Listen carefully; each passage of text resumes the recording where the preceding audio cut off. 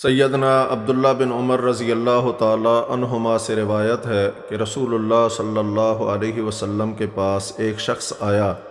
اور کہا، اے اللہ کے رسول صلی اللہ علیہ وسلم، کون سا شخص اللہ کو زیادہ محبوب ہے اور کون سا عمل اللہ کو زیادہ پسند ہے؟ رسول اللہ صلی اللہ علیہ وسلم نے فرمایا، لوگوں میں سب سے زیادہ محبوب اللہ کے ہاں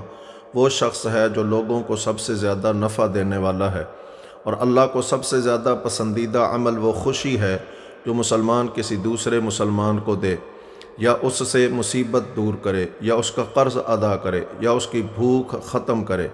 اور اگر میں کسی بھائی کے ساتھ اس کی ضرورت پوری کرنے کے لیے چلوں تو یہ مجھے اس مسجد میں یعنی مسجد نبوی میں 1 مہینہ اعتکاف میں بیٹھنے سے زیادہ محبوب ہے۔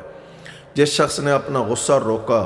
اللہ تعالیٰ اس کے عیبوں پر پردہ ڈال دے گا، اور جو شخص اپنے غصے کے مطابق عمل کرنے کی طاقت کے باوجود اپنے غصے کو پی گیا، اللہ تعالیٰ قیامت کے دن اس کے دل کو امید سے بھر دے گا۔ اور جو شخص اپنے بھائی کے ساتھ اس کی ضرورت پوری ہونے تک اس کے ساتھ چلا تو اللہ تعالیٰ اسے اس دن ثابت قدم رکھیں گے جس دن قدم ڈگمگا رہے ہوں گے،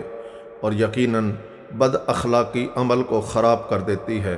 جس طرح سرکہ شہد کو خراب کر دیتا ہے۔ السلسلۃ الصحیحہ، حدیث نمبر 209۔